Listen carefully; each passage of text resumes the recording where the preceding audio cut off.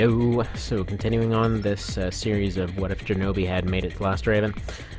So next is the Dual Face versus the Hotspur. So,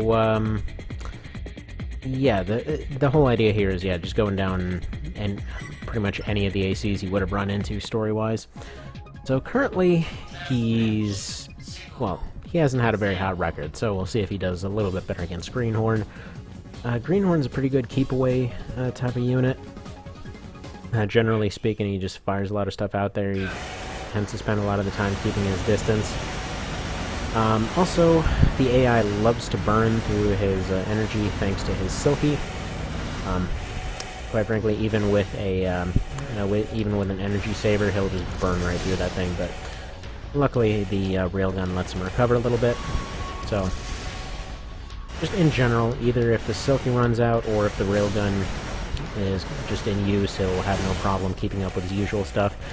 He does seem to be getting bladed, as he usually tends to get.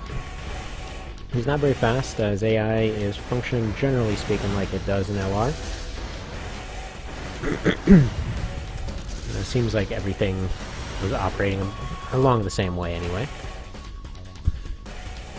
All things considered, Genobee should have a pretty major advantage over this guy. It's kind of the whole wasp versus spider thing. But in this case, the spider's more of a beetle.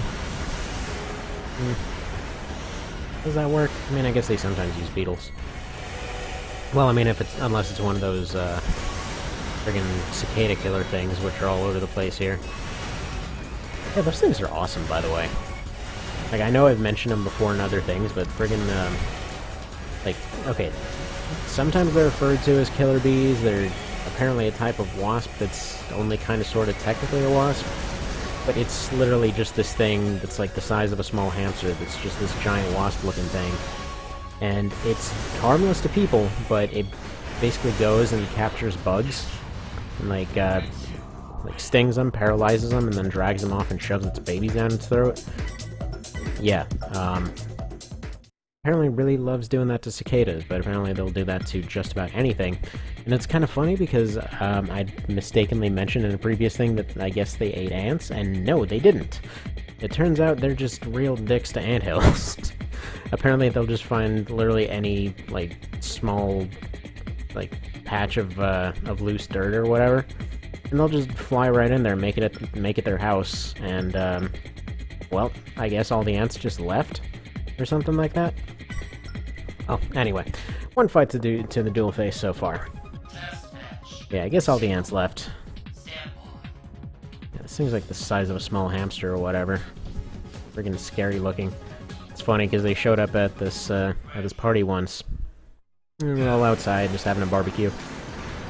And yeah, this thing comes up and a lot of the people there start freaking out. Like, oh my god, the killer bees are here, they're gonna eat everyone.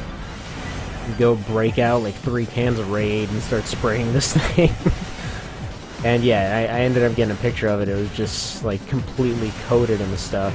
And yeah, it eventually died. It kept coming back for more, and mostly just getting annoyed. Kept flying around, getting sprayed again, etc. You get the point. Finally it died. Picked this thing up with a spoon, and it was like bigger than the friggin' spoon.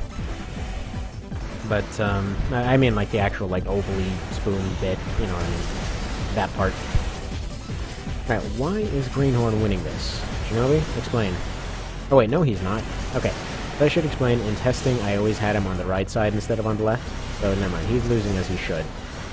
Let's be frank, Greenhorn is kind of one of those ones that you enjoy ripping to pieces over and over, because he's got a very easy-to-hit head, he's got very lightweight arms. You can just basically just completely rip off his top half, and he's barely going to do anything about it. Unless you've got absolutely abysmal shell defense, well, might as well just tank the 800 MG and just tear him to pieces. He's a fun one to fight. That's the main point I'm trying to get across here. And both times that he decides to show up, he is, well, for some reason he thinks a bunch of MTs really wore down the other guy enough to give him a chance. That's adorable. Alright, there we go, 2 to the dual face. So, given his current victories, I guess Genobee would be doing pretty well in the extremely early game. And then might also be doing a little better later. so far there's only 2 missions that he probably would have stood a chance in, at least piloted by the AI. Either way. Yeah, there we go, Royal. Go do a Last Raven run with Genobee.